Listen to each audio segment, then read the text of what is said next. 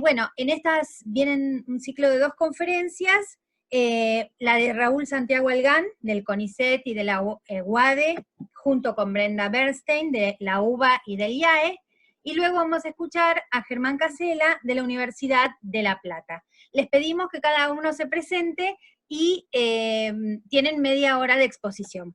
Acá estamos con Jorge escuchando también. Raúl. Sí, perfecto, buenas tardes. ¿Me Buenas escuchan tardes. bien, cierto? Sí. ¿Qué tal? Muy bien. Bueno, yo soy Raúl Santiago Algán, soy licenciado en Gestión de Medios y Entretenimiento por UADE, después hice mi maestría en Administración de Organizaciones del Sector Cultural y Creativo en UBA, y actualmente estoy llevando adelante mi doctorado en Ciencias Sociales en UBA también, sobre cooperación cultural internacional, bueno, y junto con Brenda estamos indagando en las cuestiones de la producción integral de espectáculos. Perfecto. ¿Y Brenda? Yo, acá estoy, soy licenciada en Artes de UBA, después también con la especialización, que luego cambió de nombre, pero que en su momento era de Administración del Sector Cultural, también en Económicas de UBA, y actualmente soy docente y, bueno, coordinadora académica de la Diplomatura en Dramaturgia del Centro Cultural Pacurondo, y docente para la UADE también en la Licenciatura de Gestión de Medios y Entretenimientos, e investigadora del IAE en esta área de producción, como decía Santi. Exacto. Bueno, entonces comiencen, por favor. Gracias. Muy bien. Nosotros tenemos una presentación, imagino que si pongo acá Share Screen, Sí. a ver si me da un segundo. Ahí está. Digamos que todos ven lo mismo que veo yo, ¿verdad? Sí, Santi, ahí se ve bárbaro. Se ve. Perfecto. Bueno, con Brenda nos propusimos al momento de encarar esta presentación hacer una charla, hacerlo más dialogado, porque entendemos que al estar colgada ya la escritura de nuestras reflexiones, ¿no? Al estar ya pendiente de la publicación, lo que sería el acta, nos interesa más que nada reflexionar un poco en conjunto sobre estas cuestiones y dejar que después el que esté interesado en el tema pueda abordarlo a través de la lectura. Como buenos productores que somos, nos ponemos el cronómetro, así cumplimos perfecto con la media hora. De modo que nos planteamos en esta oportunidad para intentar continuar la línea de lo que habíamos presentado en la primera jornada, que fue la del año pasado, indagar sobre la cuestión del público objetivo, porque nosotros vemos como productores que muchas veces se llevan adelante proyectos escénicos en el ámbito a lo mejor más autogestionado o en el ámbito empresarial, se llevan adelante proyectos que no siempre contemplan la existencia de la persona que va a ocupar la sala, o contemplan por lo menos el perfil que se espera tener en los espectadores que van a nutrir después la platea. Entonces, en este sentido, jugamos con esta alegoría de exprimir limones, porque de alguna forma nosotros entendemos que el productor lo que intenta es exprimir los limones que vienen a ser los espectadores, y jugando con esta alegoría nos proponemos en este pequeño recorrido que vamos a hacer, intercalándola, peleándonos, porque justamente lo más interesante de la relación que tengo con la Bernstein es que nos peleamos todo el tiempo, en el buen sentido, y poniéndonos de acuerdo en otras cuestiones, poder un poco reflexionar sobre esto e invitar a los que estén interesados a que después lean la ponencia. ¿Está bien lo que digo, Brenda? Excelente. Después me pegas, después me faja. Cuando estamos solos me dice, y te gusta, ¿por qué dijiste? Después de tantos años, un poquito así. La señora Brenda Bernstein fue profesora mía cuando yo estaba estudiando la carrera universitaria, para que ustedes se den una idea de los años que hace que nos conocemos. Eso delata mi edad, señor Santiago, no está bien.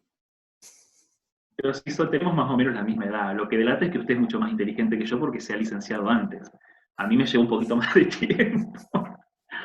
Como para empezar, siempre queda bien citar a Brecht. Hemos decidido citar a Brecht para no salir de la norma, porque es como el perfume, ¿no? Uno no tiene por qué usarlo, pero cuando lo utiliza queda bien. Entonces nos interesa el mundo brechtiano, porque el mundo brechtiano, como decía hoy a la mañana Daniela, que fue una de las expositoras, que fue muy interesante la ponencia, el mundo brechtiano, al igual que el mundo de Artaud, se plantea, iniciado el siglo XX, el lugar que ocupa el espectador en la sala. Y a nosotros nos parece que justamente una de las grandes falencias que tienen las producciones o los pensamientos de los diseños de producción es que pocas veces se detienen a pensar, bueno, ¿y cuál es el público objetivo de mi proyecto? Porque el artista, en su afán romantizador, ¿no? De alguna manera, siempre plantea, no, es una obra para todo el público. Todo el público la va a entender, todo el público la va a disfrutar, pero eso en realidad, en tanto y en cuanto nuestra actividad está inserta en un sector económico, como es el sector cultural, y que es así entendido por la sociedad, lo peor que puede hacer hoy por hoy un artista autogestionado o que trabaja con un productor, es no sentarse a dirimir en su forma de pensar, en su diseño de producción, bueno, ¿a quién estoy interpelando con este proyecto que estoy haciendo? En ese sentido... Sí, te hago una nota al pie, Santi, chiquita, sí, que es que esto lo hablamos bastante en la ponencia del año pasado, de ese cambio de eje desde del núcleo expresivo que tiene el artista de por sí, a un núcleo más comunicativo, en donde se puedan incluir a este público como parte de ese leitmotiv del que vamos a hablar después, de ese núcleo comunicacional, ¿no? Exactamente. Vos, como siempre, aprovechá cuando yo freno para respirar y ahí, y ahí hablamos. Porque claro, uno muchas veces se envalentona con la charla que está dando porque uno se enamora de lo que hace y pierde muchas veces objetividad. Entonces vos aprovechá cuando yo respiro para intervenirme. Entonces, claro, en este sentido detectamos esto. Nosotros somos una de las plazas teatrales hispanoparlantes más grandes que tiene Occidente, ¿no? Junto con los mexicanos nos debatimos, nos peleamos a ver quién produce más teatro. Pero la realidad es que en las políticas culturales que de alguna forma han sostenido y van sosteniendo en el último tiempo el quehacer teatral, no se observa que haya, como debería haber, incentivo a la recepción. Todas las políticas culturales vinculadas al sostenimiento del quehacer teatral está en gran medida orientado a la producción, en menor medida orientado a la circulación y a la investigación, y salvo algunos casos puntuales, como puede ser formación de espectadores, ¿no? Orientado a la recepción. Por eso son tan importantes los lugares como los que construyen ustedes con Jorge, con este club de espectadores, como los clubes de espectadores que abren en otros lugares, porque desde el sector semiprivado, ¿no? En tanto asociaciones civiles, lo que van haciendo es incentivar la fuerza demandante, que es algo que debería bajar de las políticas culturales. Entonces, en ese sentido, queremos volver a Brecht para volver a la idea de un teatro que disputa un lugar político, ¿no? En la gestión cultural, en nuestras producciones, nosotros disputamos una forma de ver, de pensar y de reflejar la realidad en la cual estamos insertos. Por lo tanto, planteamos en este sentido una presentación básicamente apoyada en estos ejes que ustedes ven acá. Por un lado, sistematizar, caracterizar al sector de las artes escénicas, después explicarle, sobre todo a aquellas personas que no son productores, qué es la génesis del proyecto, qué piensa un productor en la génesis de un proyecto, y acá introducir la variable que nosotros denominamos público objetivo. Porque como vamos a ver a lo largo de este espacio de reflexión que tenemos, como vamos a ver, el público objetivo es clave en el momento en el cual se empieza a pensar el proyecto. Por eso, hasta hoy se viene pensando la génesis de un proyecto escénico en función de, bueno, ¿cuál es la sinopsis? ¿Cuáles son los fundamentos? ¿Cuáles son los objetivos? Nosotros lo que estamos planteando es, ok, pero ¿y a quién estás buscando interpelar con tu lenguaje? ¿A quién estás buscando interpelar con tu propuesta artística? No solamente porque de ahí se desprende la sustentabilidad del proyecto, esto es que la gente venga, pague la entrada y vea la función, sino además porque eso va a ayudar a algo que es con lo que más o menos vamos a ir terminando la presentación, que es la sustentabilidad, ¿no? Hacer que el proyecto se pueda mantener a lo largo del tiempo. Entonces proponemos, ¿no? Como para ir ya sistematizando un poco más de lo que venimos hablando, proponemos pensar la producción integral de artes escénicas inserta en una disciplina que es la gestión cultural. Es decir, lo que se observa en el campo, en la profesión, es que existen productores de cine, existen productores de teatro, existen editoriales, existen productores de música, y cada uno de ellos en su especificidad construyen un campo profesional y un campo disciplinar que es la gestión cultural. Lo que sucede es que la oferta formativa, y por eso proponemos pensarlo de una manera dialéctica, ¿no? Entre la oferta formativa, entre lo que es la producción empírica en sí misma y la reflexión que hacemos sobre el campo, proponemos pensar la gestión cultural como paraguas y dentro cada uno de los lenguajes, porque en definitiva, cada una de las artes o los lenguajes artísticos que nosotros conocemos, lo que hacen es cristalizar, ¿no? Sistematizar, complejizar en muchos casos, la idea que se tiene de lo que es la cultura. La cultura en un sentido más prosaico, ¿no? Porque esa idea de alta y baja cultura ya pasó de moda. Entonces, en ese sentido proponemos esto, la producción integral de artes escénicas como una disciplina que está inserta en el marco de la gestión cultural. Entendemos, por supuesto, que de esto no se devenga un bien cultural, como puede ser en el caso del cine, o en el caso del CD, ¿no? Acá se me cayó un par de añitos, ¿no? En el caso del disquete. Se te caen los años cuando empezás a decir, cuando empezás a reconocer los monólogos de Tato Bores, o los primeros años de Guillermo Francella, ya no hay manera de sacar un perfil en TikTok. Hay que quedarse en Facebook. Entonces, claro, el teatro es en este sentido un servicio cultural porque es efímero, ¿no? Esta idea de convivio que ya está instalada condiciona la producción de espectáculos porque uno tiene que comprender que eso que está produciendo tiene un principio y un fin, que es el servicio que comienza cuando el espectador saca la entrada y termina cuando el espectador se retira de la sala teniendo, ¿no? el coletazo de lo que percibe, lo que experimentó, lo que siente el espectador después de la función. Por eso esta idea de servicio cultural. Y por supuesto, entender que la gestión cultural, o mejor dicho, el sector de la cultura, genera un efecto multiplicador en economías conexas, chicos y chicas, que otras economías no tienen. A mí me gusta poner el ejemplo de la abuela Marta, porque yo empecé a producir teatro gracias a que la abuela Marta me llevó, cuando yo tenía 14, 15 años, al teatro. De hecho, la abuela Marta me llevaba a ver teatro de revistas, para que ustedes se den una idea. Yo tenía 14 años y yo me vi las de Sofovich, me vi las de Enrique Pinti, y a mí me impresionaba mucho, y eso es algo que ahora entiendo por qué me impresionaba. Claro, cuando vos decidís ir al teatro, ¿no? Como espectador, uno, muy improbablemente vayas solo, a menos que seas un friki del sector como somos nosotros, que de repente no tenemos problema en ir solo al teatro. Pero estamos hablando del público en general. Muy probablemente vaya solo. Muy probablemente antes de la función haya alguna compra de alguna indumentaria específica para ir a disfrutar del servicio cultural que se devenga de la función del espectáculo.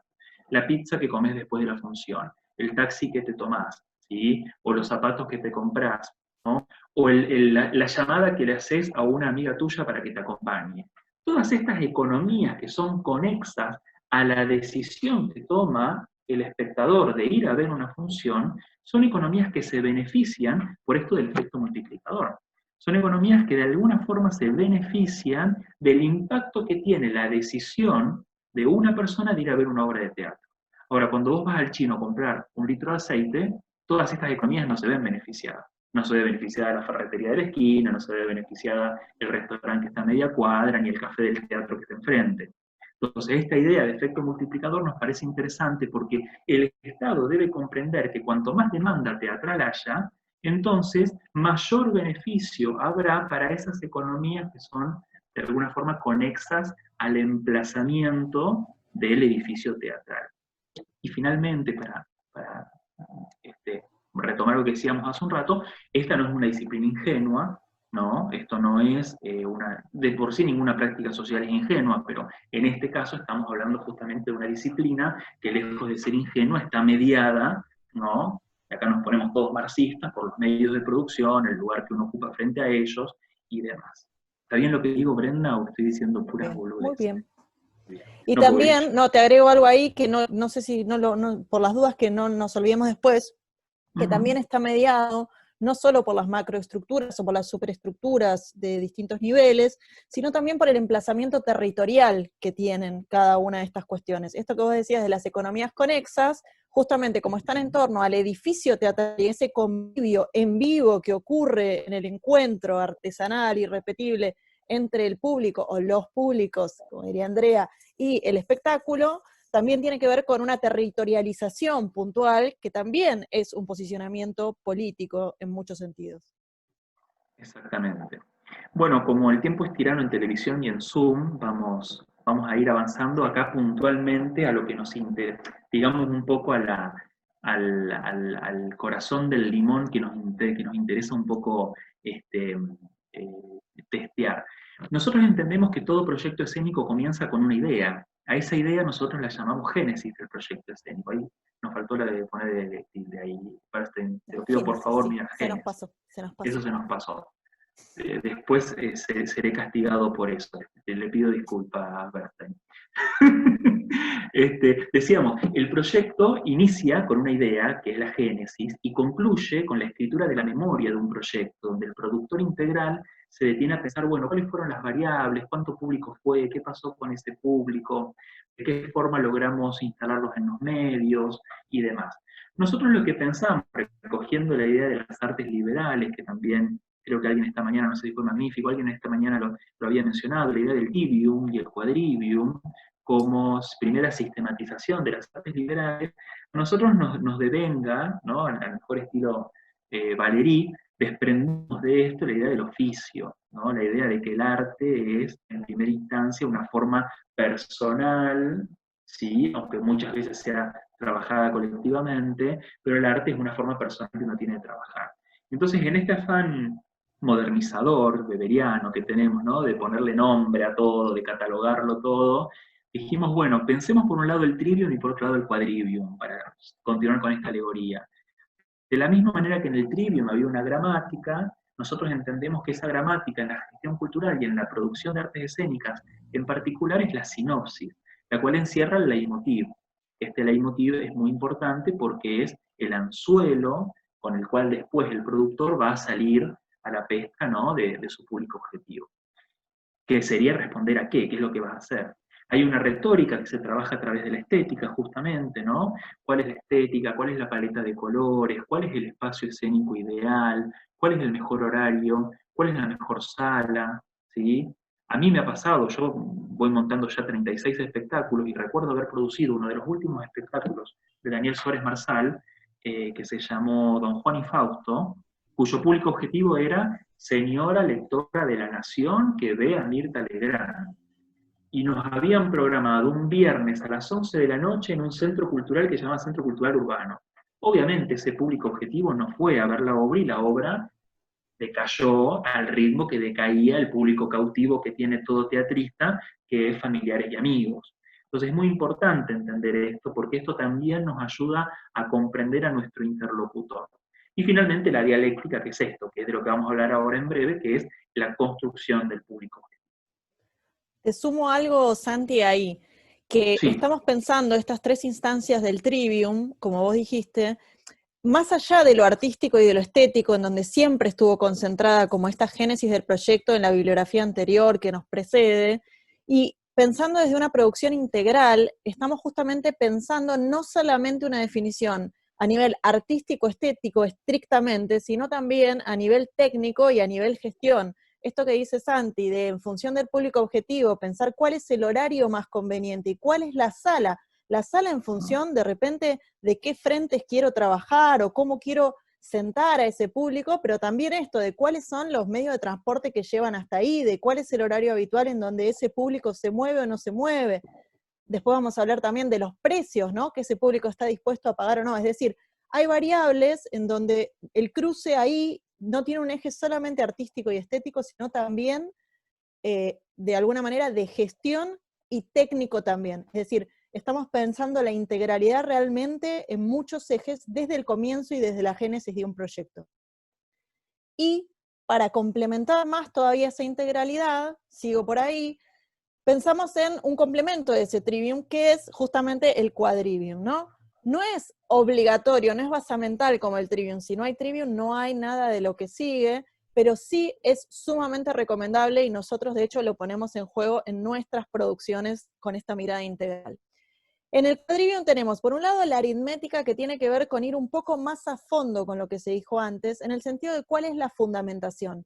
No es solamente qué queremos hacer, sino por qué lo queremos hacer. O sea, realmente, ¿cuál es el punto de hacer eso? ¿Cuál es la motivación? ¿Por qué tenemos ganas de hacer este espectáculo? ¿Por trabajar con este director? ¿Porque el texto hace rato que queremos montarlo? ¿Cuál es la fundamentación? Pensamos como desde la aritmética, ¿no? Como esto es así por esto y por esto. 2 más 2 es 4. Entonces nosotros lo queremos hacer por esto. Esa es la fundamentación. Y después un pasaje a la geometría, ¿no? En esta idea de, bueno, desde esa fundamentación, que es el por qué, pasar al para qué, ¿no? ¿Cuál es el propósito? ¿Por qué lo queremos hacer? En el sentido, no solo el por qué, sino el para qué, ¿no? Ya dijimos el para quién, ahora es para qué. ¿Qué objetivos nos vamos a poner desde esto? Desde la fundamentación. Aritmética y geometría son como dos miradas sobre lo mismo en un punto como las pensamos nosotros. Y esa geometría proyectada, ¿no? Como decimos, al infinito y más allá, al espacio, construye esa astronomía. Entonces la astronomía es ya esos objetivos puestos ya no en un plano de 3 dimensiones, sino ya en 4 dimensiones, ya en un espacio astronómico, ¿no? En todo lo que se puede querer llegar, y en una planificación de fases, de etapas, de cronogramas, de lo que después en producción bajaremos como en un diseño de producción como un Gantt, ¿no? Como unos caminos de ruta crítica, como un montón de herramientas puntuales para orientar esa planificación en tiempo. Y finalmente pensamos la música, porque si no parece todo como muy técnico justamente en todo eso. Y en la música nosotros pensamos todo eso que constituye a veces como el primer círculo de contención que tiene un proyecto. Y eso incluye recursos internos, que pueden ser recursos desde un intangible como el derecho sobre una obra, que de repente conseguimos con cierta exclusividad para cierto territorio, esos recursos que son humanos, que es un actor o un director que le interesa trabajar de esta manera y para este proyecto, etcétera, etcétera. Recursos internos y aliados, o recursos también, que nos proveen aliados que pueden ser externos, pero que están muy cercanos a nosotros. Entonces, pensamos estas ideas de consonancias posibles a partir del proyecto, y por supuesto también de disonancias, ¿no? Que deberemos tener en cuenta para encarar lo que sigue. Entonces dijimos, en la dialéctica, ya en el trivium, aparece el público objetivo. Pero este público objetivo, como decía Santi... ¿Cómo? No, perdón, dale, estamos perfecto. No, está perfecto, por eso yo retomaba lo anterior, estamos bárbaros. El público objetivo es justamente una abstracción. Es decir, es esta primera etapa de génesis donde la obra todavía no existe como tal, donde recién estamos, ni siquiera hay un diseño de producción todavía, lo estamos recién empezando a armar.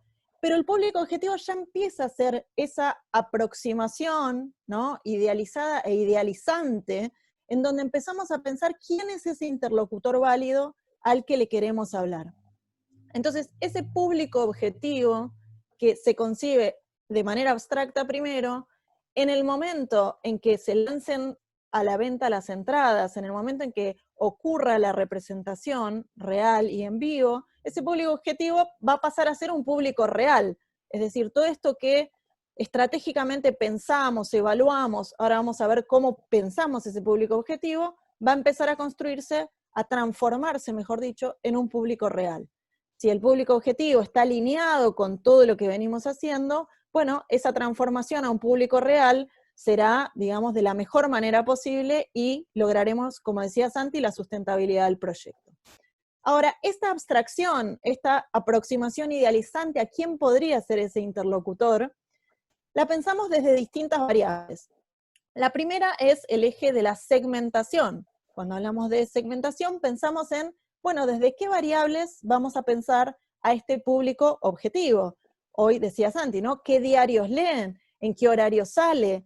¿Qué tipo de acceso al teatro tiene? ¿Vive lejos? ¿Vive cerca? ¿Viene en conjunto? ¿Viene con familiares? ¿Viene con un grupo? ¿Viene en pareja?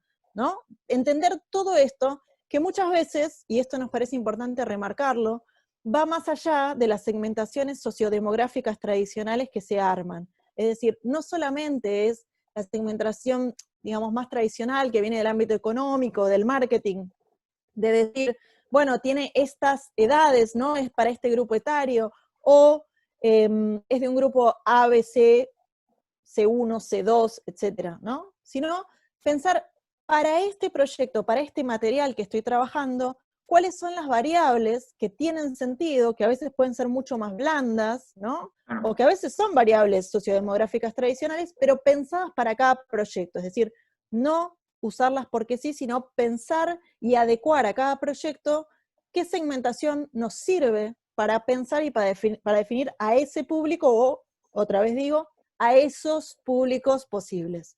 Siempre tratamos de pensar a un público, digamos, primario, objetivo, y después opciones de públicos secundarios que también los hay. En función de eso pensamos un segundo eje de análisis, que es el posicionamiento. En el posicionamiento la idea es, sobre lo que dijimos antes, sobre qué es lo que hago y el cómo lo hago, sobre todo pensado desde el trivium, ¿no? En las dos primeras partes, ¿no? Diciendo, bueno, ¿cuál es mi valor y cómo lo estoy construyendo? E insisto, lo que dije antes recién, ese valor no es solamente en términos artísticos, estéticos, estrictamente, sino que es un valor que se construye también desde otros ejes.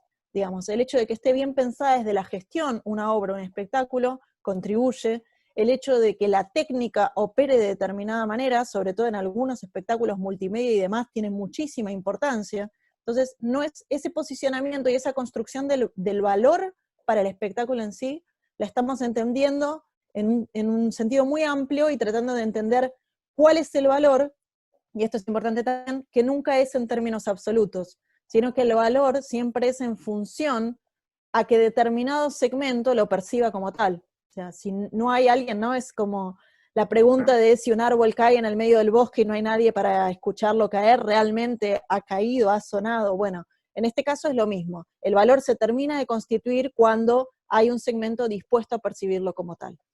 Y en ese sentido también el valor o el diferencial de valor que nos posiciona, nos diferencia de la competencia.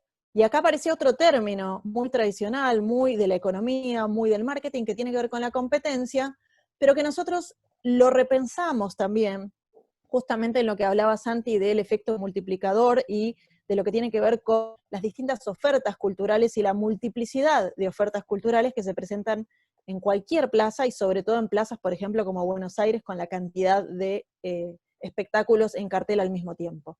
Entonces, la idea de competencia, nosotros lo estamos pensando otra vez desde el concepto musical de aliados, desde el concepto musical de la consonancia, ¿no? De trabajar en conjunto con otros y no para ganarle a otro. O sea, diferenciarme o distinguirme del otro significa que tengo una propuesta diferente y que se puede desplegar una diversidad que enriquece al campo cultural, no en donde uno gana y otro pierde, ¿no? Lo van a ver en la ponencia, nosotros trabajamos con el concepto de océano azul, que es un concepto justamente que va contra la idea de una competencia que se suele llamar de suma cero, ¿no? En donde para que yo gane el otro tiene que perder. Mirá si más gente iría al teatro, más gente iría a conciertos, más gente iría... Exacto, exacto, exacto, es una idea... Europa es así, ¿no? Exacto, es Pues una sí, idea en Europa hay multiplicada mucha gente que va- absolutamente. Quedan Sí. fuera, ¿no? Totalmente. Sí, perdón que te interrumpa, Brenda, pero Sí, en algún sí. punto nosotros ahí encontramos Yo lo una- hice así separado. ¿Están dos? Sí. Esperad que hay alguien que no está muteado y se está escuchando, no sé si yo puedo mutear a todo el Capaz que mundo sí, acá. que no vaya más. bien, No. que hable bien de Que tanto la nosotros. Federación Mundial como una de sus asociaciones.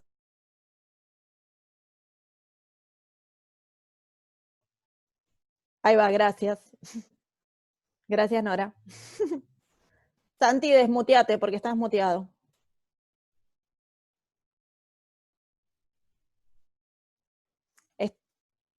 No, estás muteado. Fíjate de desmutearte vos, si no te lo hago yo, esperá. Ahí está, perfecto. Ahí estás, listo. Dale nomás. No sabía cómo desmutearme cuando uno comparte pantalla, pero ahí ya lo descubrí. No, solamente 4 quería minutos, agregar dale. 4 minutos, dos tonteras. Por un lado, justamente eso, que en la segmentación es preferible, cuando hablamos de segmentación en cultura, atender a las prácticas culturales que tienen las personas, y no tanto esa segmentación rígida del marketing de A, B, C1, tantos ingresos, no, porque yo recuerdo un taller que tomé con otra gran maestra que tuve, que fue Paula Travnik y Rubén Schumacher, que Schumacher decía, al tipo que vive, esto caracterizado, ¿no? Al tipo que vive en San Isidro le queda más cerca ir al teatro en Broadway que ir al teatro en la calle Corrientes. ¿Por qué? Por una cuestión de prácticas culturales, ¿no? Eso por un lado. Y por otro lado, esta idea de la competencia a mí me parece que es brechtiana, es hegeliana, ¿no? Porque es innegable que el espectador el viernes a las 9 de la noche tiene que decidir si va a ver la obra A, B o C. Pero lo cierto es que en el incentivo de la práctica cultural, cuanto más oferta haya, más posibilidades hay de que ese espectador repita la práctica. Y lo está diciendo una persona que nació y se crió en Rufino, Santa Fe, capital nacional de la ganadería, en 1974, y la primera vez que vio un teatro fue a los 18 años. Entonces, eso me parece importante. A ver cómo seguís ahora con esto. Ahora sí. No, igual ya estamos concluyendo. Paso muy rápido esto.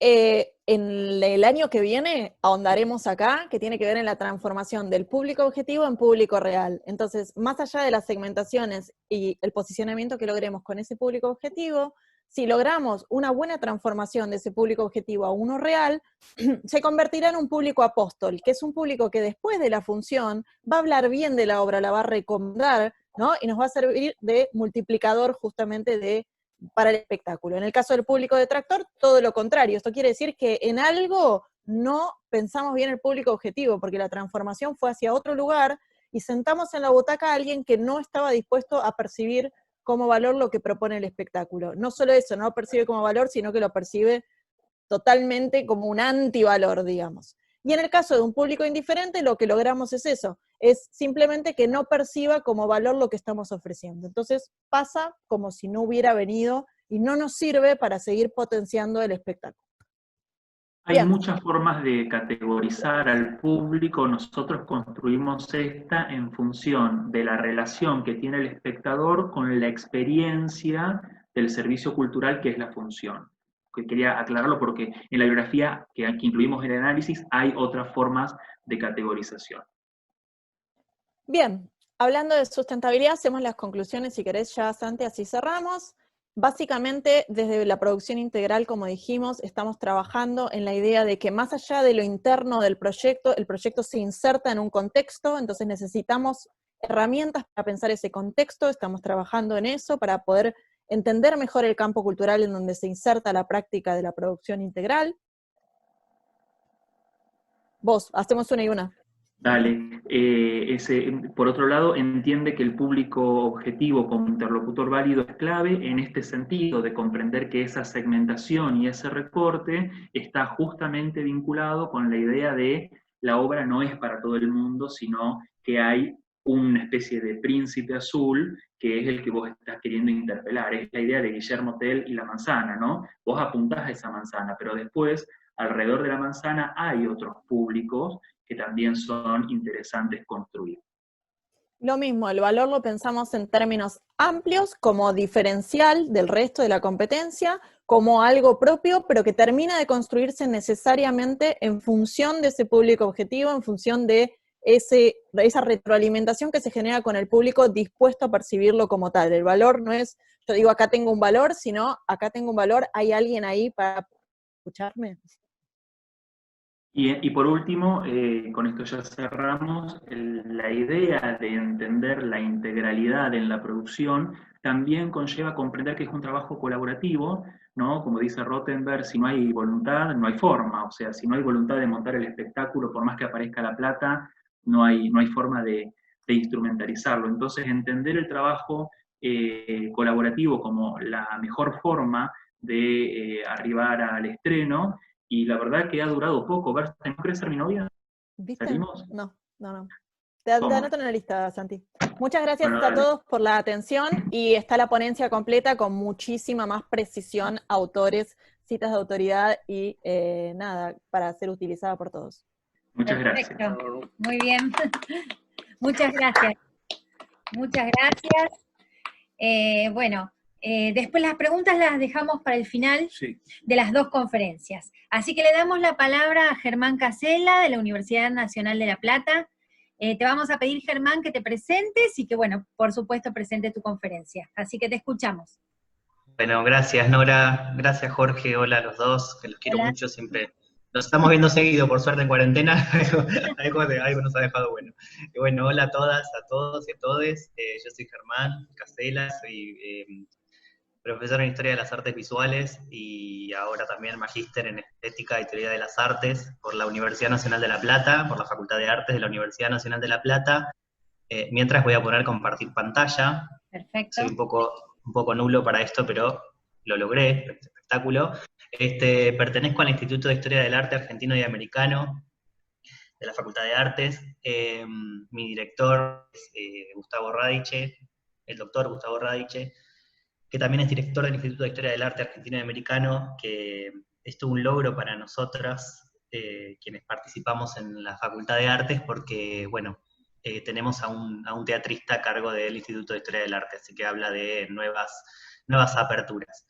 En mi caso, lo que traje hoy es los resultados de lo que ha sido mi tesis de maestría, que tiene que ver un poco con indagar o reflexionar alrededor de las representaciones discursivas de género y de sexo en el teatro para niños y niñas. Primero voy a hacer algunas novedades para calmar las ansiedades. En principio yo quiero decir que yo estoy hablando del teatro que yo vi, lo cual no quiere decir que no haya otros teatros y que no haya otras posibilidades de teatralidades poéticas para las infancias. El teatro del que yo voy a hablar es el teatro platense, que se presenta en vacaciones de invierno, en un periodo de años específico, que es entre el 2011 y el 2015, atravesado por... yo también me voy a poner el timing, no soy de la gestión, pero también me voy a poner el timing para no irme. Atravesado esta cantidad de años por, bueno, las diversas legislaciones que en materia de género y sexo permitieron ampliar la mirada, no solo en materia de derechos, sino también en clima social. Obras que son un poco, escuchaba atentamente la ponencia anterior porque están relacionadas en algún punto, pensando en esta idea de la existencia real de los públicos, esa persona a la que se apunta la poiesis teatral, la poiesis en acontecimiento. En esto coincidimos, digamos, mi pregunta es por esas personas. Una vez hecha esta salvedad, el teatro que yo analizo es el teatro para ir a McDonald's después o antes, digamos, es un teatro que se hace como mero entretenimiento. También pensar que yo voy a hablar de niño en masculino, porque estoy hablando de la categoría de infancia. Estoy hablando del niño como efecto, como trabajan Gabriela Dicker, Julio Moreno, Sandra Carli, Eduardo Bustelo.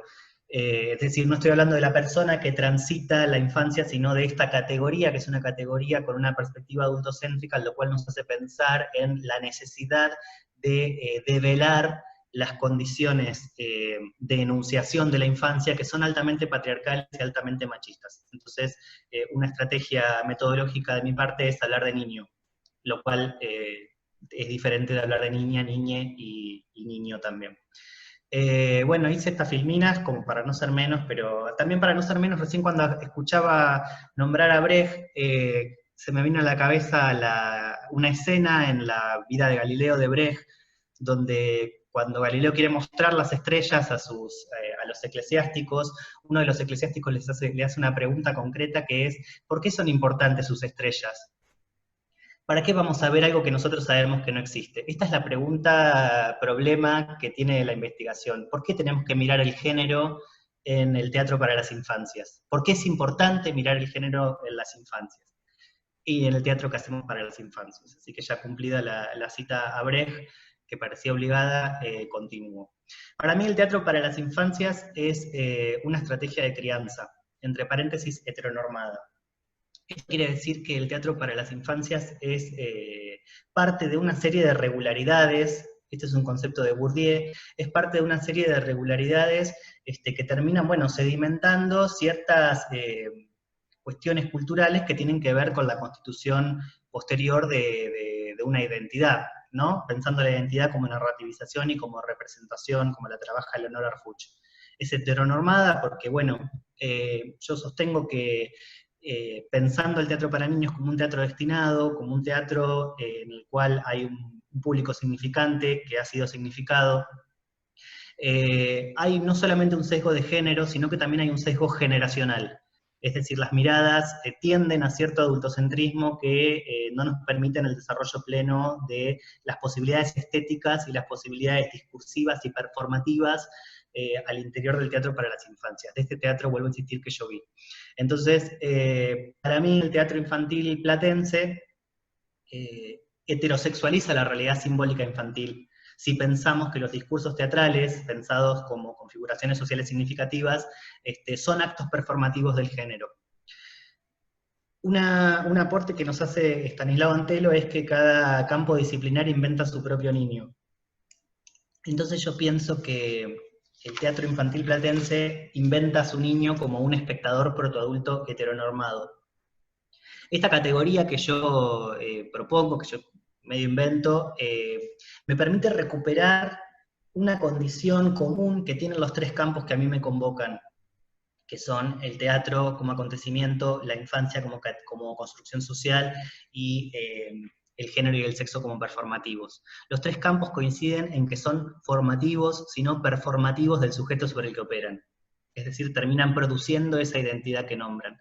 Entonces estas tres palabras, que constituyen una nueva categoría operatoria para mí, me permiten no solo presentar en instancias de divulgación de qué va mi investigación, sino que también me permiten retomar lo que a mí más me interesa de los tres campos.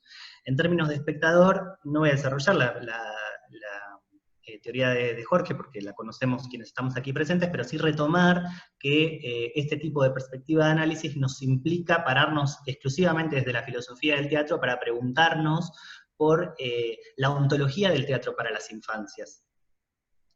No podemos pararnos desde la semiótica porque nos vamos a perder mucho. Algo que también tenemos que recuperar desde la filosofía del teatro es la condición de organización político-poética de la mirada. En esta organización político-poética de la mirada se pondrán en valor ciertas condiciones de existencia, si pensamos que el teatro es una estrategia de crianza.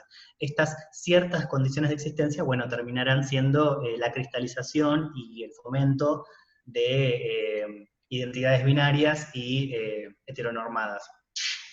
Dos autoras que me sirven para trabajar como base el teatro para las infancias son Nora y Ruth Mell. De Ruth Mell retomo el concepto de identikit. Digamos, Ruth Mell consideraba que había como una distancia insuperable, que es una distancia generacional entre el adulto productor y la infancia espectadora, que se rellena con lo que ella llama identikits, que son estas recortes de la realidad que toman un criterio de verdad, ¿no? Que bueno, finalmente develan que hay condiciones de enunciación de la infancia. Todo acercamiento a la infancia siempre es discursivo. Ahora bien, qué interesante es pensar en la posibilidad de pluralizar estas condiciones de enunciación. Y por otro lado, algo que yo retomo de Nora, que me pareció muy, muy interesante, es que es en la recepción por parte del público infantil que la obra toma entidad como tal. Por tanto, estamos hablando de que hay un público que es significante de ese acontecimiento teatral. Ahora bien, yo agrego que, y aquí paso a la categoría de protoadulto, que esta significación que nos presta el público infantil, en realidad es una significación que ya ha sido significada. Si pensamos que la categoría de infancia es una construcción social. En este sentido, yo tomo a Sandra Carli.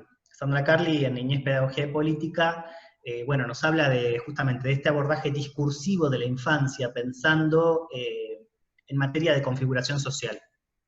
Pensando que la infancia es una ligación constitutiva, que hay una superposición temporal, ¿no? Que este cuerpo en el presente, que es el niño como efecto, en realidad está interpelado por nuestro pasado como niños, niñas, y el futuro que nosotras pretendemos para ese niño que transita la infancia.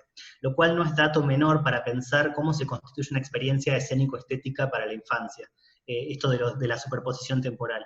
Por otra parte, esta investigación me implica pararme desde la sociología de la infancia, que es, bueno, mucho más disruptiva, mucho más fresca, si se quiere, en relación a la sociología tradicional, principalmente por correrse de la condición instrumental de la infancia para explicar instituciones de la infancia, para pararse en la infancia como categoría social permanente, por tanto, habitada por distintos agentes sociales en distintos momentos de la historia.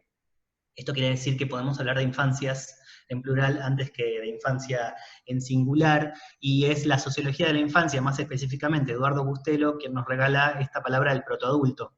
El protoadulto es pensar que el telos de la infancia, que la direccionalidad de la infancia es llegar a ser adulto. Entonces, digamos, esto nos implica pensar en un ya sí, no un todavía no, como el adultocentrismo, la sociología tradicional nos implica pensar.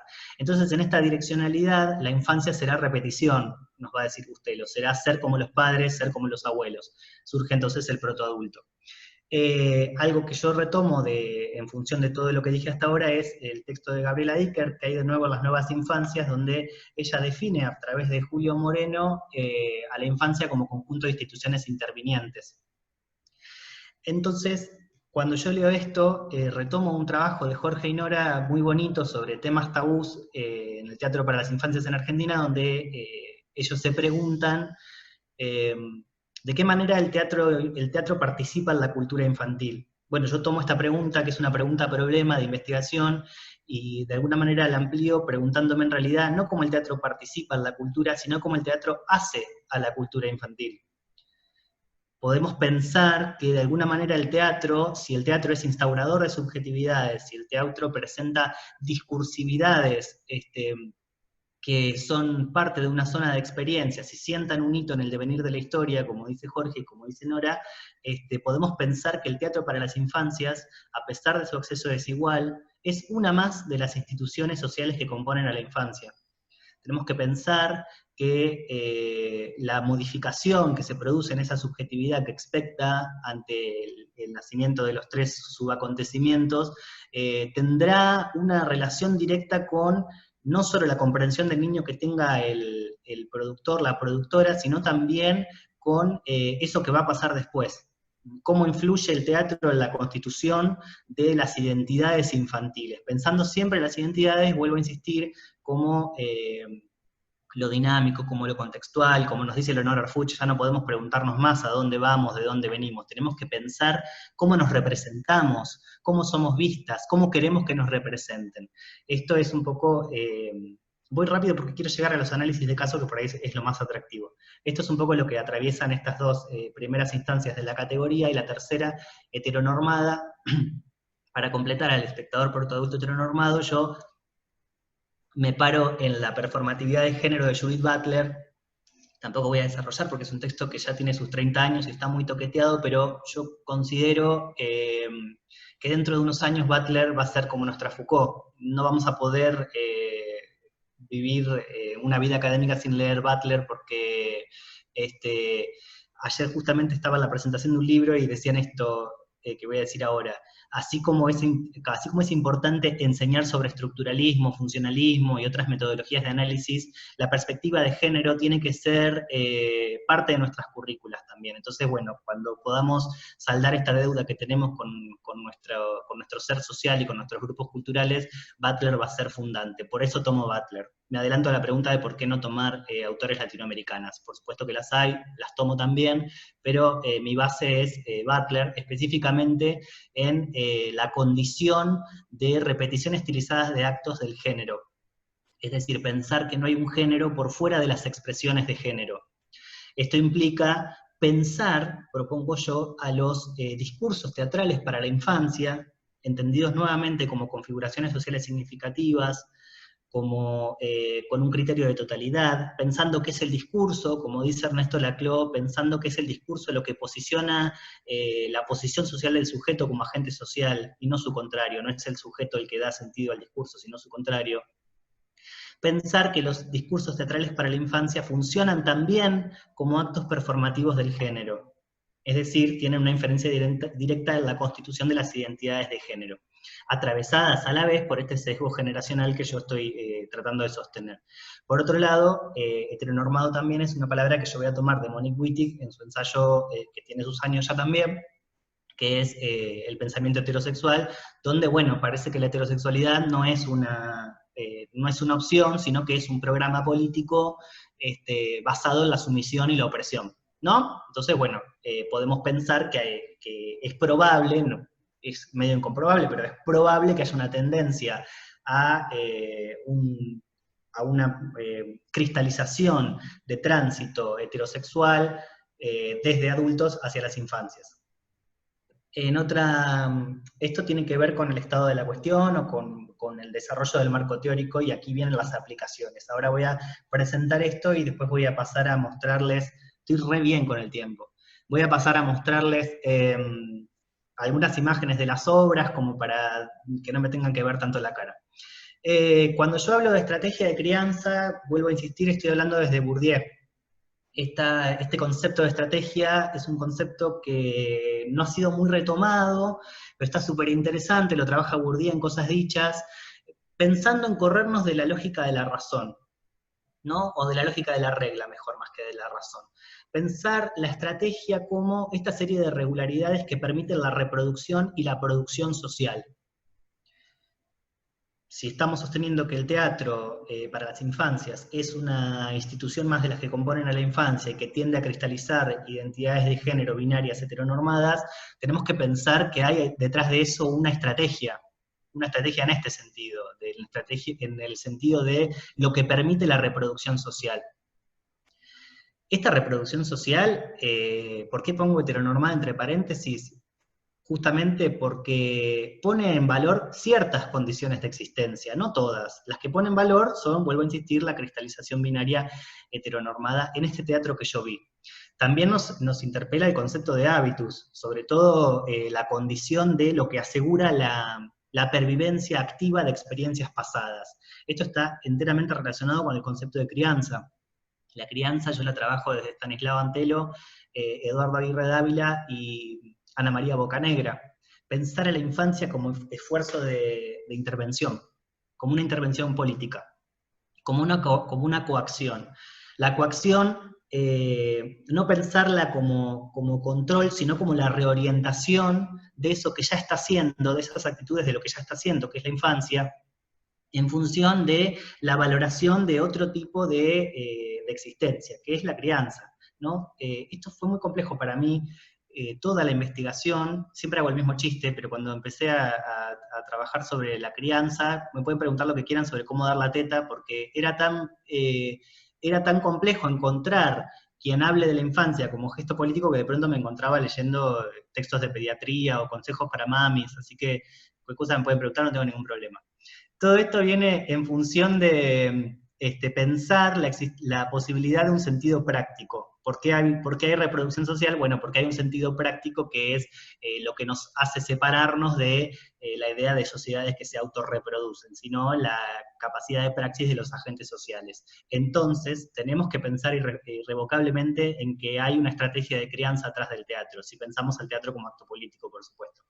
Ya no podemos pensar más en el teatro desde el sentido común, los esencialismos y demás, que ya por suerte lo venimos superando mucho más rápido de lo que esperaba.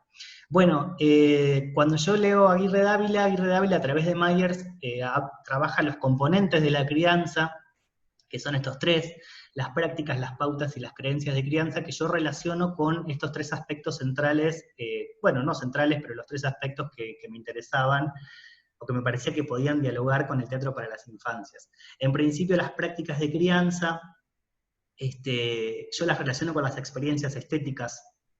Encuentro que hay una lectura evolutiva de la infancia que hace que haya un canon de representación teatral, que tiene que ver con, representaciones, no voy a poner las imágenes, cualquier cosa después si queda tiempo las miramos, que tiene que ver con las representaciones visuales a través de las películas de Disney, los cuentos clásicos. Esto tiene que ver con, bueno, fórmulas ya probadas y aprobadas, como dice Teresa Andrueto, en relación a las editoriales infantiles, ¿no?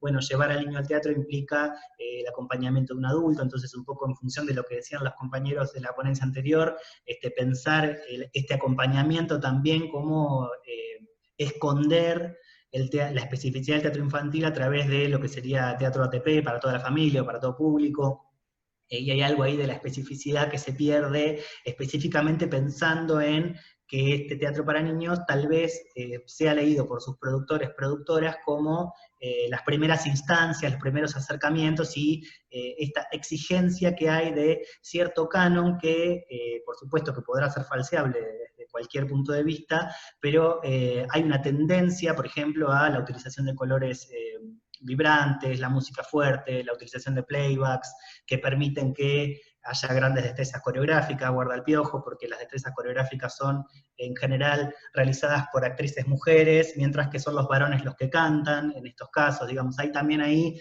una experiencia estética marcada por una perspectiva de género heteropatriarcal.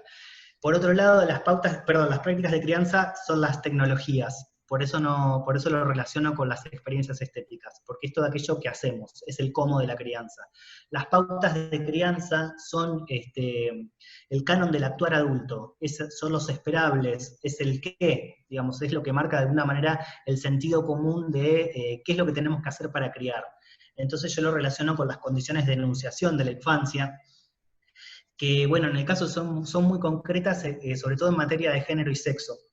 Por un lado, para representar las feminidades, están los personajes mujeres que reproducen el libreto de género, cristalizándolo sin ninguna discusión, y por el otro lado aparecen personajes mujeres que, como Butler señala, producen malas actuaciones de género. Malas, por supuesto que va en cursivas y entre comillas, porque estas malas actuaciones de género refieren a pensar que el género es un libreto que ya estuvo ensayado, y quienes no reproduzcan ese libreto, bueno, serán víctimas de una serie de premios y sanciones, que en este caso, en el teatro que yo analizo, tiene que ver con las risas. Aparecen una serie de malas actuaciones de género, o en realidad habitancias de la diversidad, digo yo también, que son estrategias humorísticas. Entonces la sanción esperable es la risa. En este sentido, la condición de enunciación de la infancia que interpela es la de la infancia moderna, como la trabaja Philippe Ariès, ¿no? El Sin Voz, el organizador de la vida familiar y demás, y aquí es donde aparece lo protoadulto heteronormado. También aparecen muy interesantes casos de travestismos, que son exclusivamente desde actrices cis mujeres a personajes varones, donde, bueno, esconden sus emblemas de género femeninos, y hay ciertas permisiones ahí que permiten hablar de la constitución de una identidad masculina infantil, ¿no? Que habita las cualidades de lo travieso, lo pícaro, lo posible imposible también, en los casos de travestismos que representan o intentan de alguna manera sostener las ficciones regulativas de la masculinidad adulta en general, son aquellos personajes que son asistentes, son masculinidades subsidiarias, les digo yo, asistentes del villano de la obra. Entonces aparecen, por ejemplo, los secuaces, aquellos que están para llevar a cabo el plan, que pueden habitar, se les permite habitar de uno u otro modo cierta masculinidad que no sea plenamente hegemónica. Pero siempre está autorizado en este travestismo anterior. También a destacar que hay 2 casos de los 10 que analicé en donde los villanos son habitantes de la diversidad. Y esta habitancia de la diversidad es automáticamente interpretada como una alarma homosexual. Lo cual también nos habla de estas demonizaciones que seguimos sosteniendo tal vez en este siglo. Y por último, y ya estoy bárbaro con el tiempo, las creencias de crianza son las certezas compartidas. Es esto que es exclusivo del universo de los adultos y que justifica la crianza, justifica las pautas y las prácticas de crianza. Entonces yo las encuentro relacionadas con las metas y visiones adultas. Es decir, todas aquellas representaciones discursivas que tienen que ver con figuras adultas que interpelan este teatro. Personajes, estoy hablando de personajes ficcionales. Y bueno, me encuentro con hay una fuerte tendencia a sostener la familia moderna, específicamente a sostener el sentimiento maternal y el sentimiento de infancia, tal y como lo trabaja Philippe Ariès. Es muy interesante porque, bueno, en general los personajes que son los villanos, aquí Jorge y Nora trabajan también en este texto que les digo, de temas tabús, las cosas que ya no pasan. Una de las cosas que ya no pasan en el teatro infantil argentino es que ya no hay villanos o figuras a superar. Bueno, en el Teatro de la Plata, que yo analizo, sigue habiendo villanos o figuras a superar, lo cual también nos habla de las políticas culturales, que esto es algo que estoy trabajando ahora para mi tesis de doctorado, por eso lo dejé afuera. Interesante que estos villanos funcionan como, de alguna manera, como la advertencia de un futuro que ha fracasado. El futuro, por supuesto, nuevamente fracasado entre cursivas. Fracasado en el sentido de que los villanos suelen ser personas que no se han vinculado, no han logrado la obtención de un compañero o una compañera sexoafectiva en términos de heteronorma. Entonces, bueno, no solo aparecen las brujas, que son la culminación de esta alarma a una vida de mujer soltera, sino que también aparecen casos de mujeres que se desorientan, por ejemplo la señora Paloma de Hansel y Gretel, que se desorienta cuando se pierde de su marido, como también la madrastra de Hansel y Gretel, que genera risas en el público infantil porque no tiene sentimiento maternal. Entonces, bueno, es una mujer grotesca, actúa mal su propio género, en la misma línea la reina de Alicia en el País de las Maravillas, que genera risas porque el marido, el rey, es un títere, entonces hay una diferenciación de tamaños que no permite reproducir los esperables en una pareja heterosexual hegemónica. Entonces, bueno, todas estas cuestiones funcionan como, entiendo yo, como advertencias de un futuro que no se adecue a estos futuros esperables. Por eso es que yo hablo de que hay una heterosexualización de la realidad simbólica infantil. No es inversa la propuesta, no es inversa la fórmula. Yo sostengo que el público infantil no solo es significante, sino que además es significado por este teatro, porque el teatro es una institución más de las que componen a la infancia, y tiene una tendencia, por lo menos en el teatro que yo he visto, tiene una tendencia a regularizar, o a sostener regularidades en realidad, que tienen que ver con la cristalización de lo binario y la heteronorma. Y bueno, por ahora está. Cualquier cosa seguimos después. Bueno, muchas gracias a todas, todos y todes. Muchas gracias, Germán. Bueno, entonces ahora eso, vamos a poner la galería para vernos todos y bueno, comenzar con el intercambio, ¿no es cierto? Así que el que quiera preguntar, levanta la mano, dice, hace, y nosotros vamos viendo y le vamos dando la palabra.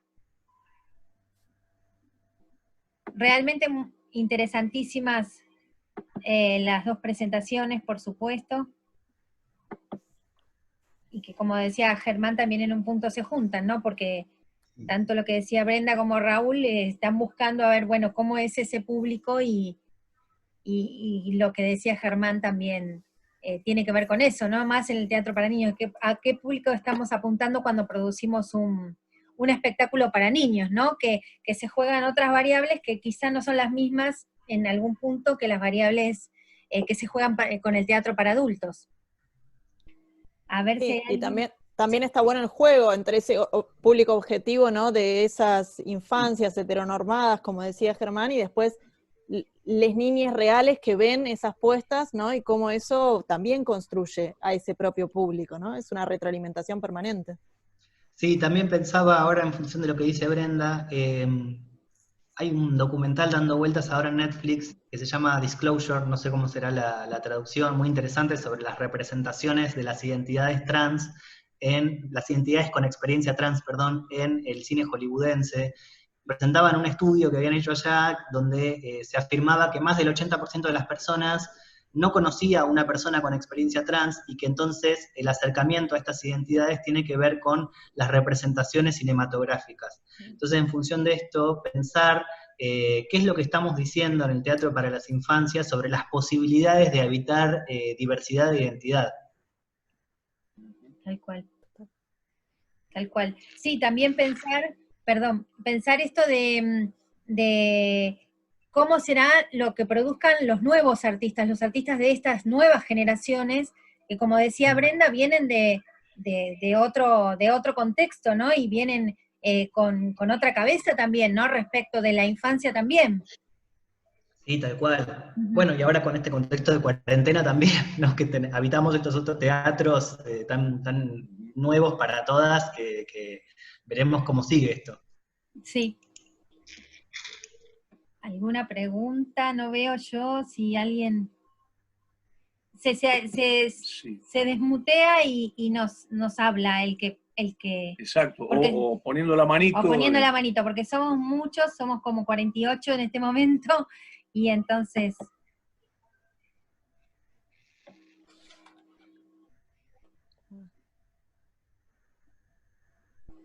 Dejamos sin palabras. Sí.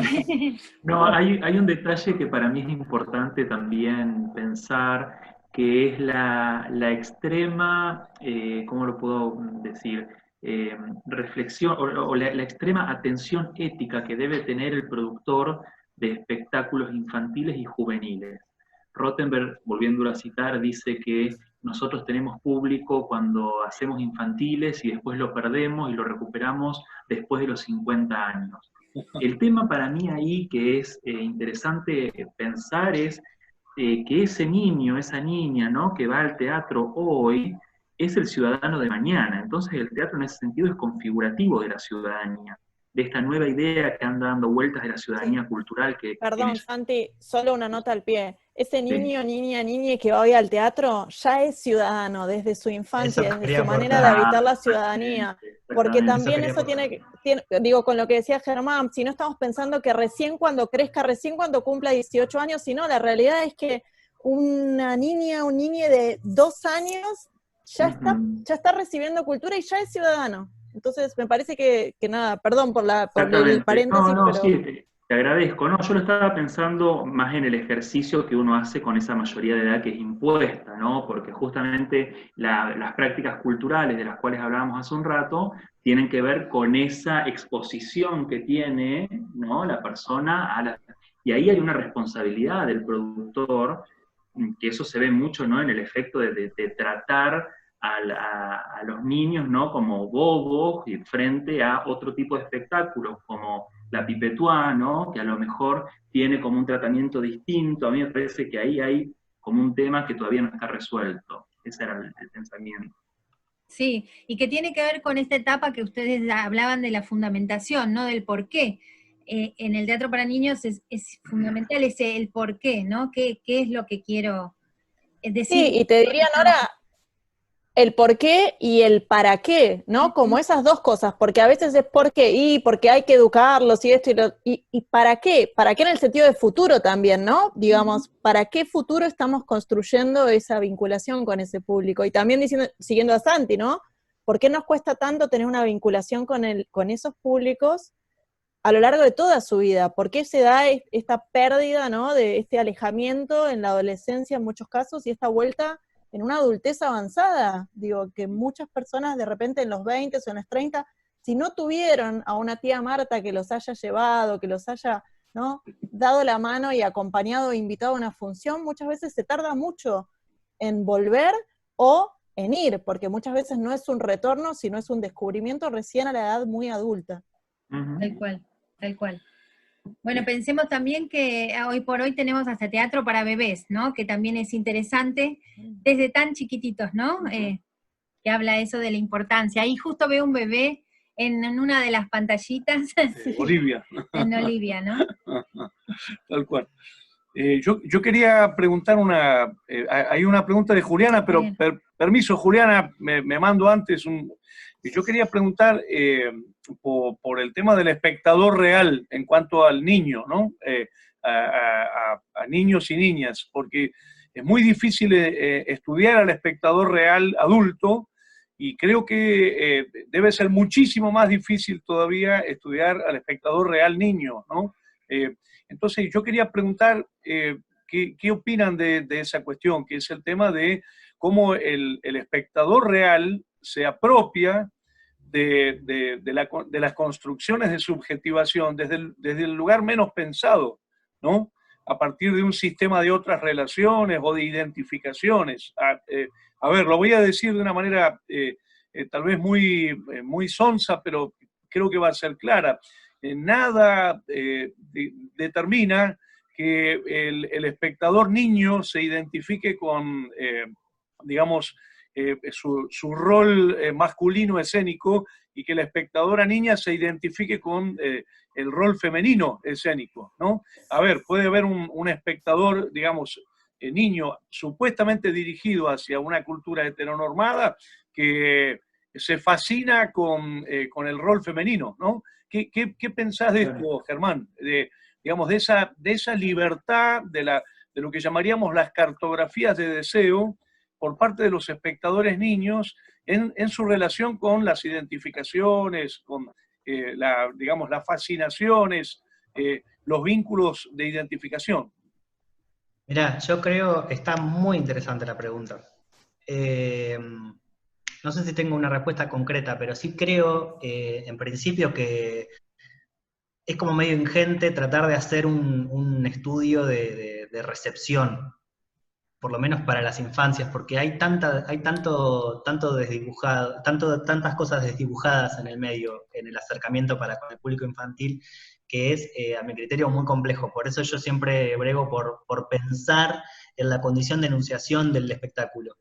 Desde dónde se está mirando a ese niño, esa niña que es espectador, por parte del espectáculo. ¿Quiénes son esos niños que estamos significando? Lo estamos significando desde una pregunta que yo hago, por ejemplo, en entrevistas es: ¿hubo personas en situación de infancia durante los ensayos? Sí, vino el sobrino del iluminador. Bueno, entonces como esto no le gustaba el sobrino del iluminador, lo sacamos, esto lo ponemos. Entonces, ahí la pregunta es, ¿cuáles son esos niños? ¿Estamos hablando del hijo del iluminador o estamos hablando de las pibas que viven en la villa y que saben manejarse en subte? Por otro lado, más específicamente, tratando de contestar a tu pregunta, hay una pregunta muy valiosa que se hace Butler, por eso vuelvo a insistir que no hay que abandonarla, sobre la identidad, sobre el concepto de identidad. La pregunta que se hace Butler ¿es la identidad un orden normativo o es la explicación de una experiencia? ¿O es la descripción de una experiencia? Entonces, en función de esto, hay que pararse en esto de la identificación. También pensar que el discurso teatral, como yo propongo, es un acto performativo, de ninguna manera quiere decir que gritar soy varón, tengo pelo corto en el teatro va a dar como resultado esto, digamos, necesitamos de una serie de repeticiones estilizadas. Por eso hay que buscar las regularidades en el teatro infantil. Yo creo que mientras más libertad haya de representación, o más libertad haya de poéticas, más experimentación haya, más posibilidades tendremos de generar identidades diversas o no al interior del teatro para las infancias. Yo lo que tengo son más bien preguntas. Así que no sé si te contesté, pero creo que algo te dije. Sí. A mí en la experiencia con la Escuela de Espectadores de Buenos Aires, de Santa Fe, con, bueno, distintas escuelas de espectadores, yo lo que comprobé es que el espectador real es absolutamente imprevisible, porque nunca sabés bien qué va a leer, cómo va a reaccionar, qué es lo que va a pasar, ¿no? Y en ese sentido, me imagino que todavía puede llegar a ser mucho menos previsible un espectador niño real, ¿no? Pero sinceramente es una especulación, digamos, hipotética, ¿eh? No tendría caso. Yo sí me recuerdo a mí mismo como espectador niño, ¿no? Me acuerdo muy bien algunas impresiones que tuve como en la autoobservación como niño y recuerdo realmente que yo no sé si me dejaba, digamos, normar por esos imaginarios, ¿no? Recuerdo, por ejemplo, el primer espectáculo que vi, que fue Revolviendo Cachivaches de Mane Bernardo y Sara Bianchi. Yo tenía 8 años, me acuerdo, y todavía hoy recuerdo algunas impresiones que espero no haberlas inventado o reelaborado con el paso del tiempo, pero creo que escapaban absolutamente a las posibles normatividades de mamá y papá, digamos. Pero bueno, tal vez ese sea un camino, ¿no? La cartografía de autoobservación en relación a nuestras experiencias infantes, ¿no? Recordarnos cómo éramos como espectadores en la infancia, ¿no? Sí, y sobre todo poder mirarlo desde la infancia de hoy. Tal cual. Digamos, Eso. esto es uno de los parámetros que señala Ruth Mel. Me acuerdo cuando yo era chico. Bueno, el mundo es diferente ahora Claro, también. claro. Pero la infancia impacta en el hablante, esto lo dice Minicheri, la infancia impacta en el hablante con una perspectiva de nostalgia que parece que nos invade. Como hay que correrse de esta sensibilidad que nos toca. Exacto. No para hacer cosas duras, sino para hacer cosas contemporáneas y políticas. Propongo que hagamos un encuentro de cartografías de espectadores desde la memoria infantil. Yo puedo hablar de los años 60 y principios de los 70. Después, no sé, otros harán otros aportes. Natacha de los 90, no sé cuándo era una niña Natacha, pero... Ay, muchas gracias lo que me decís. No, lo que yo quería comentar era, bueno, esto que me parecía súper interesante, que estuvo dando vueltas también mucho acá en la cuarentena, ¿no? Esa cita de Lacan, de que uno siempre puede saber lo que dijo, pero no lo que el otro escuchó. Y en el plano de las infancias, que vienen acá en este momento convocadas, creo que es más intenso todavía, ¿no? Y esto que decía Jorge, un laburo, yo no sé muy bien cómo se encara un laburo de campo con espectadores infantiles. No tengo ni idea, pero cada vez que voy al teatro con mis hijos me doy cuenta que lo que yo leo y lo que la obra propone, que es lo que yo supongo en realidad, no tiene nada que ver con lo que ellos reciben, pero nada, realmente nada. A veces se acerca un poco, pero a veces mucho menos. En Música Maestra, un espectáculo divino de Antoneta Maljarova, que hacía un recorrido sobre la historia de la música, en un momento aparece Elvis Presley, pero muy claramente, para mí, ese jopo, la canción, la manera de moverse, y mi hija me dice, uy mamá, Simón Bolívar. Claro, porque habíamos visto el espectáculo de Paca Paca hacía poquito en Tecnópolis y Bolívar estaba caracterizado como Elvis. Entonces, ahí donde estaba Elvis, ella leyó Bolívar. ¿Cuántos, entre comillas, malos entendidos aparecen incluso también en los problemas de género, ¿no? En este sentido. Sí, igual, perdón, pero quería decir, también depende de cuán vulnerables son los niños. Tendríamos que analizar eso para ser influenciados, digamos, y cuánto no, ¿no? Y lo mismo pasa con los adolescentes. Quizá no pase lo mismo con estas grandes autonomías del adulto, que bueno, ahí está Liliana, me puede decir si estoy diciendo bien, pero que el adulto ya tiene su autonomía, ya tiene sus seguridades, y de pronto el niño o el adolescente son más vulnerables, digamos, al entorno, ¿no? Sí, también pensar, perdón, pero pensar que es siempre la infancia es otra cosa de lo que estamos tratando de planificar. Claro.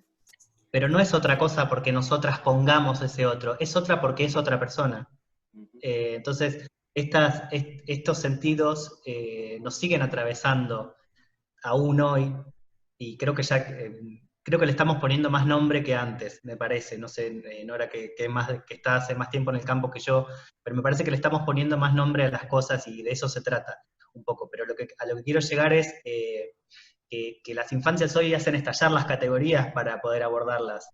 Cada vez hay más sorpresa, cada vez hay más novedad, y esto tiene que ver no con que la infancia antes no haya sido novedosa, sino que desde la década del 90, con la Convención de los Derechos del Niño y la Niña, tenemos sujetos de derecho antes que hijos y primos y sobrinos. Entonces, estos sujetos de derecho tienen la posibilidad de decir que sí, decir que no, preguntar, ¿cómo hacemos elegir tal cual? ¿Cómo hacemos teatro para los pibes que van a ir a agarrar las luces? ¿No? Para los que se tiran a proscenio a preguntar, a hablar y moverse, digamos. Ahí es donde hay que pararse para mí. Tenemos una pregunta de Juliana Ferro. Juliana. Hola, bueno, pues quería hacer como dos intervenciones para Germán y para Algan.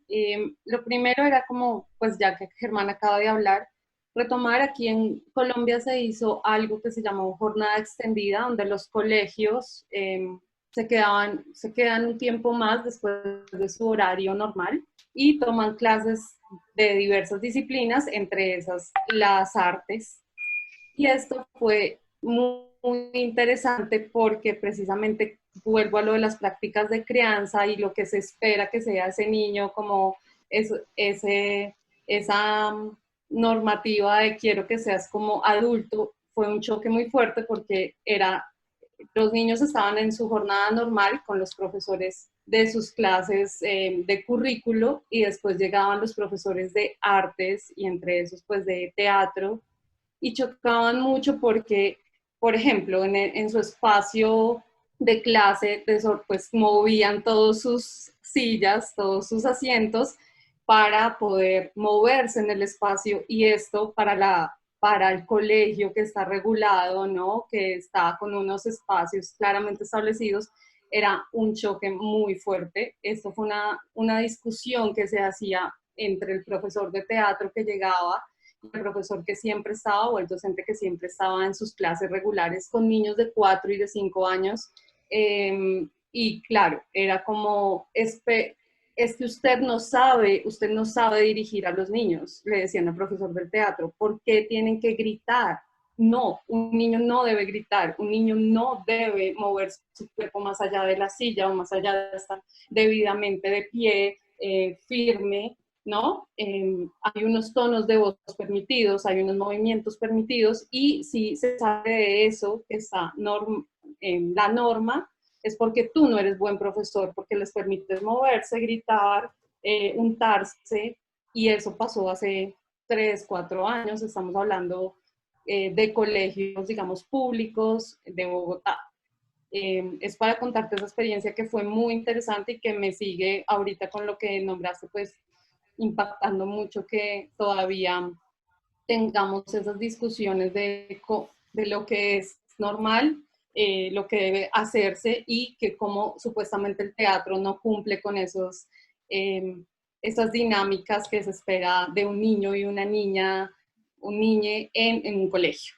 Me parece muy, muy interesante que puedas revisar. Si quieres yo te paso bibliografía también. Me parece muy interesante esa propuesta. Obviamente es en un contexto colombiano, pero pasa.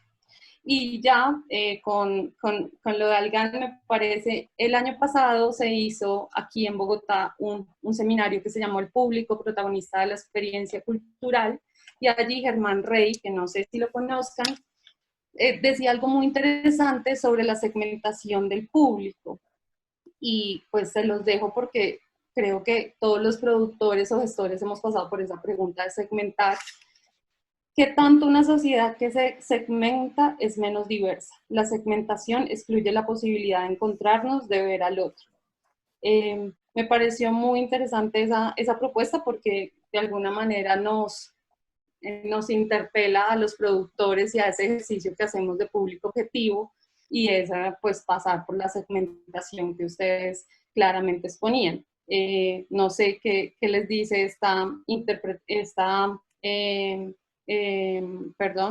este comentario que hizo Germán Rey en ese evento que les cuento. Eso era, y muchísimas gracias a los dos, a los tres, muy interesante. Gracias. Bueno, muchas gracias. Voy a tratar de puntualizar, así no nos extendemos mucho en el tiempo. A mí con el universo de los infantiles yo tengo una relación muy extraña, porque a mí es una estética que no me convoca. Ustedes imagínense que lo más cercano a un infantil que he producido en mi vida fue Pornodrama de Alejandro Casavalle, con lo cual fuera de eso no tuve ningún acercamiento. Y no lo tuve no porque no quisiera, sino porque en una época yo administraba el teatro IFT, el Yiddish Folk Theater, un teatro maravilloso en Boulogne-sur-Mer, y recuerdo que teníamos un infantil programado, no diré el nombre, y en la mitad de una de las funciones del infantil, un chico, un niño, ¿no?, de 5 o 6 años, calculo yo que tendría, se levantó en la mitad de la representación y le dijo a la mamá: mamá, sacame de acá porque esto es una porquería. Y el actor quedó petrificado. Y yo recuerdo, yo aprendí a ver teatro con un amigo mío que falleció, que seguramente lo conocen, que es Jorge Paulantonio, quien fue crítico de Buenos Aires Herald mucho tiempo. Él me enseñó a ver teatro. Y recuerdo haber ido a ver espectáculos que eran dignos de levantarse e irse, y que Jorge me agarraba del brazo y me decía: no, nena, hay que quedarse a aplaudir hasta el final.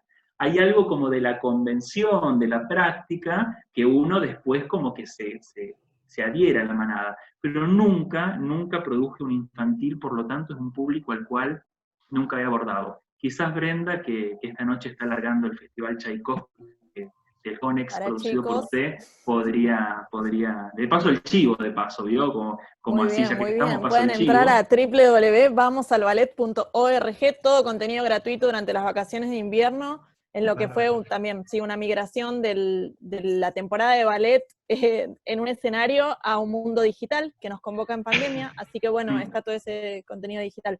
Creo que hay algo de la no subestimación de las infancias, que coincido plenamente con Germán, con esta noción de que la niña, el niño, la niña es ya sujeto de derecho, es ya un ciudadano, 100% de acuerdo, y me parece también que hay que pensar esa diferencia. Jorge decía, no sé si lo inventé o no, ¿no? Como esa sensación de esa idealización que uno hace de su propia infancia y produce o investiga o hace lo que haga desde ahí.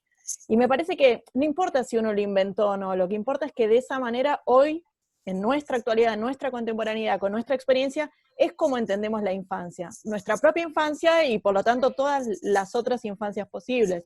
Entonces me parece que hay algo de eso en donde no importa si es verdad o no es verdad, si es reminiscencia o no. Natalia traía hoy a colación al doctor Lacan, y Santi me soportó cursando durante todo este cuatrimestre una materia de psicoanálisis, dos, en verdad, una de Lacan y una freudiana, para complementar, y una de las cosas que estuvimos discutiendo mucho en estos meses de cuarentena y demás, tiene que ver con esto que vos decías, Jorge, de la identificación, y que Freud entiende la identificación como el primer lazo social. Y yo leí eso y se lo dije a Santi y le dije, escúchame, esto es teatro, el teatro es esto, el teatro es identificación, el teatro es el primer lazo social. Y lo estamos trabajando y elaborando porque nos pareció muy fuerte.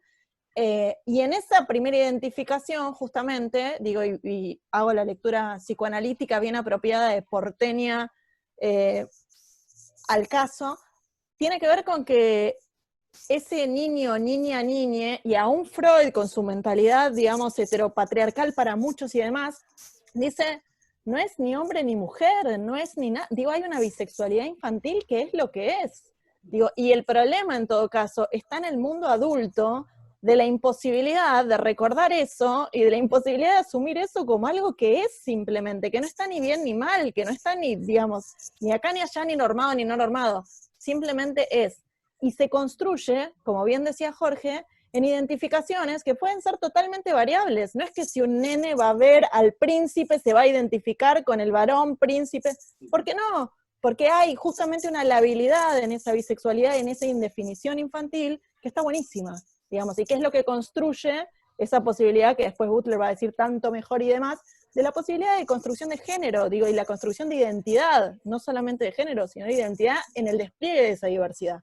Entonces muchas veces los productores, los investigadores, los adultos, estamos construyendo una infancia con determinados esquemas que quizás en esa infancia ni siquiera están presentes como tales. Entonces me parece que está buenísimo pensar eso de quién es el público real, quiénes son esos niños, niñas, como decíamos hoy, actuales, con toda la diversidad del lenguaje, con toda la diversidad de, no sé, la experiencia pandémica, de todo lo que está pasando, y me parece que está buenísimo ese pensar esa brecha entre lo que nosotros construimos como si fuera una aproximación idealizante de un público objetivo, y quiénes son esos públicos reales, y cuánto es esa diferencia y esa transformación de uno en otro, ¿no? Para un lado y para el otro, cuánto se pueden transformar. Se me viene a la cabeza... Sí, dale, perdón, dale. sí. Dale, No, que para sumar a lo que dice Brenda, se me viene a la cabeza el ensayo de Paul Preciado, ¿Quién defiende al niño queer? Exacto. Digamos, esta defensa, esto que ponemos, estas alarmas que ponemos frente a la posibilidad de corrernos de la cristalización y la heteronormativa, en realidad estamos defendiendo un niño que no existe, estamos pensando un niño de antemano heteronormado, de antemano heterosexualizado. Entonces, lo que pasa es que en este no poder correrse del pensamiento, sostengo yo, hay que también ampliar las regularidades, porque es en estas regularidades discursivas que terminamos generando los sujetos heterosexuales, y que terminamos sobre todo cooptando las posibilidades, siempre pensando que todo acercamiento a la infancia es producto de una relación asimétrica y contingente. El mundo es adultocentrista, entonces en función de eso, ¿cómo hacemos para horizontalizar la relación?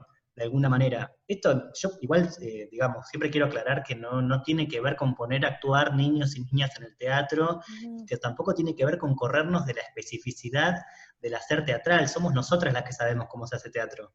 Entonces hay que, como también, tratar de no olvidarnos de que hay una especialidad en el teatro, hay un saber específico, hay una manera de aprender a hacer teatro, que no por eso significa que porque a los chicos les gusta tal cosa hay que ponerlo en el teatro. Esto, porque tampoco es ese péndulo, me parece esto es algo que voy notando en diversos espacios de divulgación, que tiene que ver un poco con lo que dice Juli, no me quiero extender por el tiempo, pero un poco lo que decía Juliana, hay que también diferenciar las experiencias de teatro en la escuela de las experiencias teatrales. Son dos universos totalmente diferentes. Estamos hablando del niño alumno y estamos hablando del niño niño.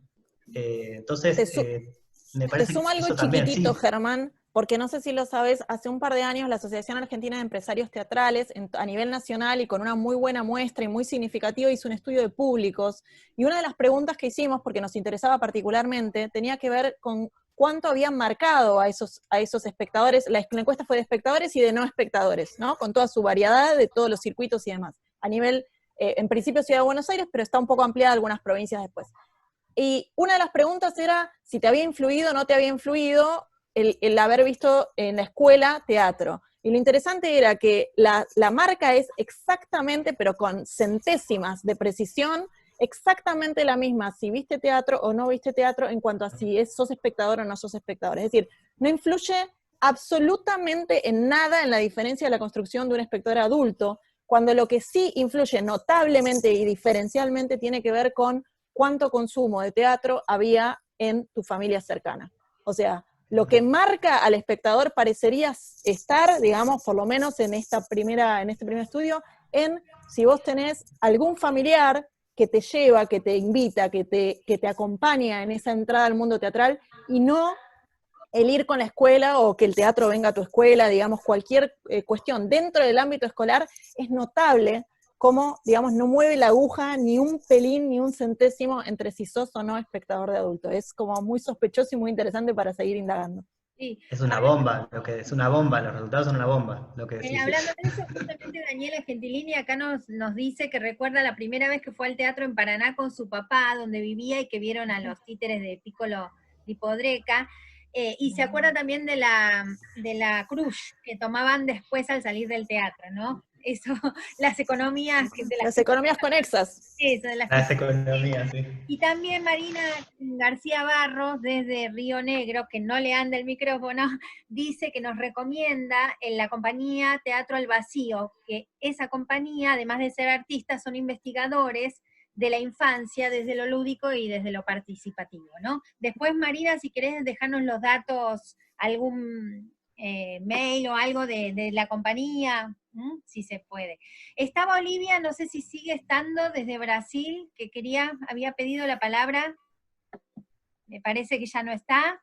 Bueno, ¿algún otro quiere hacer alguna pregunta? Si no, descansamos de este Zoom, nos vamos al Facebook Live que va a hacer Jorge Dubati.